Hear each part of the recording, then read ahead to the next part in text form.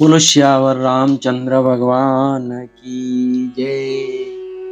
आज का प्रसंग हम अपन ने लिया है स्वामी राम सुखदास जी के प्रवचन से। स्वामी जी ने समझाने की चेष्टा की है कि सभी दुखों का कारण अभिमान है।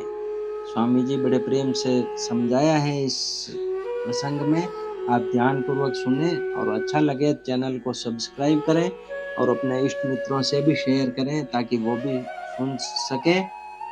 स्वामी जी समझा रहे हैं कि अभिमान को कैसे छोड़ा जाए। इस पर विवेचन करने पर विचार आया कि मनुष्य दूसरों के साथ अपना मिलान न करे तो अभिमान से छूट सकता है। जहाँ कहीं दूसरों को साथ में मिलाकर देखा कि अभिमान पैदा हुआ। अभिमान संपूर्ण दुखों और पापों की जड़ है। एक अभिमान और एक कामना, ये दो ऐसे दोष हैं कि इनके होने पर फिर पीछे कोई दोष बाकी नहीं रहता। न कोई दोष बाकी रहता है, न कोई पाप बाकी रहता है और न संसार भर की कोई पतनकारक चीज ही बाकी रहती है। मैंने खूब विचार करके देखा है कि समस्त दुख, संताप, जलन, आफत, रोना, कराहना, नरक, कैदखाना आदि जो कुछ है सब अभिमान और कामना इन दो से ही होते हैं। जब तक अभिमान रहता है तब तक स्वभाव बिगड़ा हुआ रहता है, सुधरता नहीं है।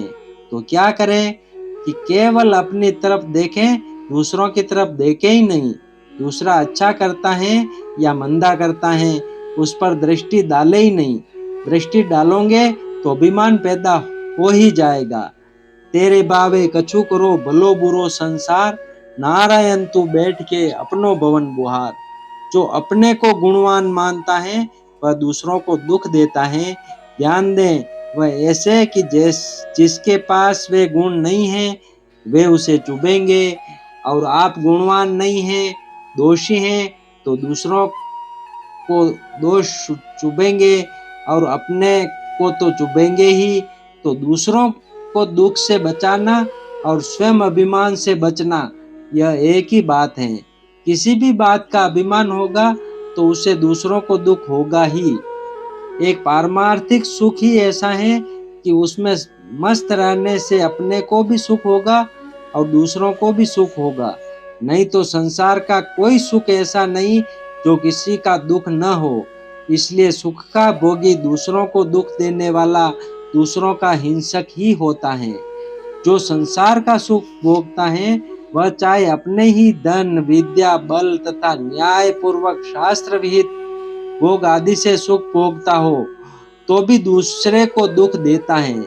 आप किसी वस्तु से सुख लेते हो तो वह वस्तु किसी न किसी की गई है, तभी आपको सुख मिला है। कारण यह है कि संसार की सब अनुकूल वस्तुएं सीमित हैं। एक संत महात्मा से भी दूसरे को दुख मिल सकता है पर वह और तरह का होता है। उसका पारमार्थिक सुख किसी को दुख नहीं देता, पर दूसरे अपने स्वभाव से उसे सुखी देकर दुखी हो जाते हैं। अतः वह दुख दूसरे के स्वभाव के कारण है। संत महात्मा उस दुख में कारण नहीं बनते।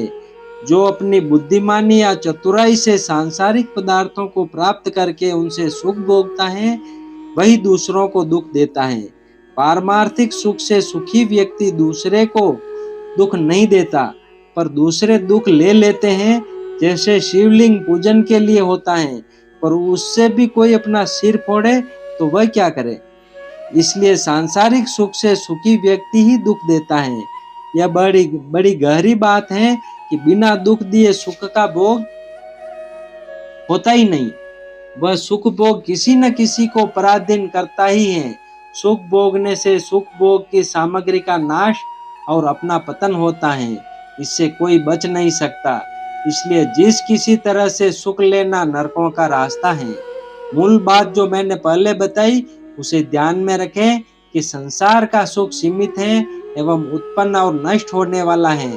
जो वस्तु सीमित है उसे सभी पाना चाहते हैं तो उस वस्तु के हिस्से ही तो होंगे। जो पारमार्थिक सुख है वह असीम है, अतः उसके हिस्से नहीं होते। वह सबको ही असीम मिलता है। जैसे किसी माँ के 10 बालक हों तो माँ का उन बालकों में हिस्सा नहीं होता है कि माँ का इतना हिस्सा तेरा है, बाकी हिस्सा दूसरों का है, मेरा नहीं है। माँ तो सबकी पूरी की पूरी ही है, ऐसे ही भगवान पूरे के पूरे अपने हैं। कामना सर्वथा मिट जाए तो अभिमान भी मिट जाएगा, और अभिमान सर्वथा मिट जाए तो कामना भी मिट जाएगी। इनके मिटने पर जड़ता, संसार से संबंध विच्छेद हो जाए और सारे दुख दोष मिट जाए।